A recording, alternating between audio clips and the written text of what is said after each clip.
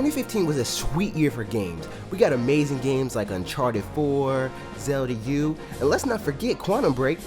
Okay, let's be honest.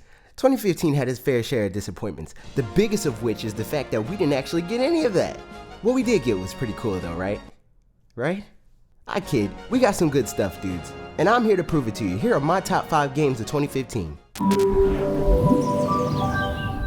Number 5, Rocket League. Okay, I gotta be honest, I waited pretty long to get a PS4, so this game went all Indiana Jones on me and just barely made its way into being one of my favorite games of the year. But make no mistake, it earned its spot, even when factoring in the relatively low number of hours I was able to spend with Rocket League. Gameplay is the most important factor in a game for me, so games with interesting mechanics always resonate best. Rocket League's gameplay is addicting, challenging, and most importantly, polished. Its learning curve is pretty high, but that's part of the appeal here. Once you start nailing the other team with crazy trick shots, all those times you accidentally back the ball into your opponent's goal will inform your excitement. It's like that old saying, you can't appreciate success without failure, or something like that. Point is, victory will feel a lot better with the knowledge that you used to be a scrub, right? Number 4, Metal Gear Solid 5 Phantom Pain. So the games that impressed me the most this year, for the most part, have a few through lines. One of which being that they surprised me in just how much I ended up loving them. I've never played a Metal Gear Solid game prior to Metal Gear Solid 5. Now I gotta be honest with you guys, I don't regret that decision. I couldn't really care less about the story of Metal Gear. I just love the gameplay loop of Metal Gear Solid 5. Building up Mother Base was super addicting, the shooting controls are solid, and the way enemies adapt to how you play is awesome. As a matter of fact, Kojima's attention to detail is spot on in this game. It was a great send-off to a series loved by so many. Also, Konami. Number 3, Bloodborne. Now here's another game that took me by surprise. Had I looked at this game on a basic level, it would have been completely off my radar. I'm not a huge fan of its theming, the over-the-top gross factor would have been a huge turnoff, and the reputation of Souls games being hard for the sake of being hard would have been a minus in my book for this game too. What made me fall in love with it was everything it does right. Bloodborne is great at rewarding players for their perseverance and ability to learn from past mistakes. The difficulty of this game is a fair level of challenge, you just gotta get good. Is that what the kids say these days? I don't know, who cares? Anyway, point is, you get what you put in, and that is a beautiful thing. Number 2, Super Mario Maker. I've always loved Super Mario. I've always loved making stuff. Therefore, this game is the physical embodiment of most of my lifelong loves. And that's all I have to say. However, Bob from the Wulff Den loves this game too. He can tell you all about this game's greatness. It is his game of the year, so he'll be able to tell you a lot better than me. You're damn right it's my game of the year. Also, hi, Anthony. Thanks for having me on your show.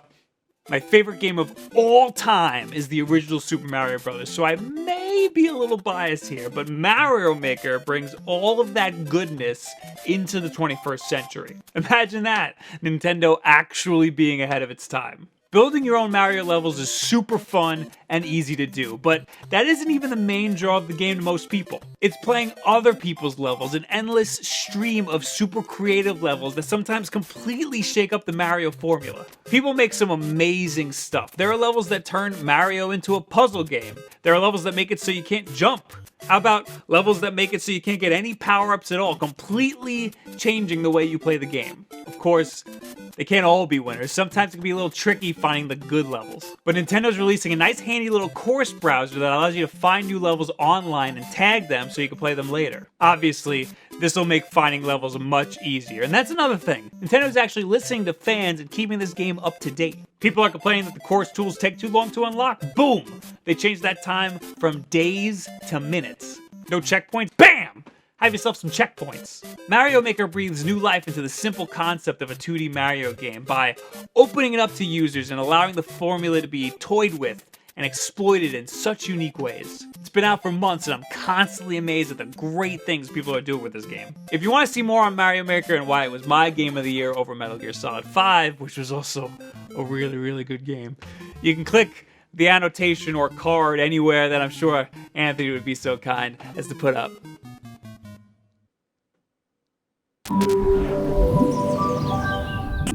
Number 1, Splatoon.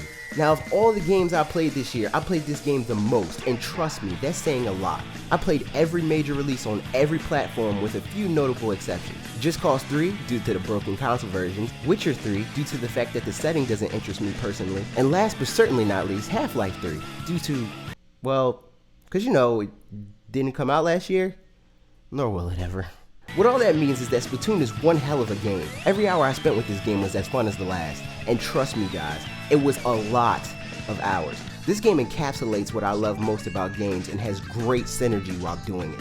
Everything melds together so well while playing this game. It has great game feel, as they say. The gameplay loop of spreading ink so that you can swim inside ink while simultaneously refilling your reserve of the ink was a brilliant idea.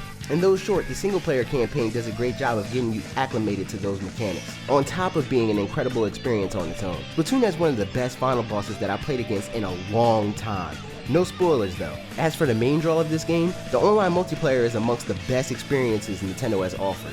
On a pure technical level, the connection is smooth and the rooms fill up quickly. The consistent support from Nintendo also did its fair share of keeping Splatoon's community alive and thriving. New weapons, maps, gear, and modes, all at a consistent clip. And what's even better, it's all free. Splatoon is a constant with my group of friends and will likely remain that for some time. It's easily the game I enjoyed most in 2015. Hey, you like video games, right? At the very least, you like YouTube, I know that much. What if I told you there was a cool place you could learn how to do all of that and more? It's called Full Sail University. Now don't let the word university scare you, because when I thought university, I was like, whoa, hey, that sounds like math. I don't like math. Math is not cool, math is not fun. Full Sail is cool, Full Sail is fun. If you want to learn more about it, go to fullsail.edu. Now, on to the end slate. And there you have it, my top 5 games of 2015. What were your favorites? Leave them in the comments, or tweet them at us. Thanks for watching, and I'd like to take a second to thank Bob from Wulff Den for helping out with his thoughts on his game of the year, Mario Maker. Make sure you take some time to check out his channel. He makes cool stuff with his brother, not too dissimilar from the type of stuff we make here. You saw him, he's awesome. Anyway, that's it from me. Next up is Logan's List. AJ from Fanatics4, signing off.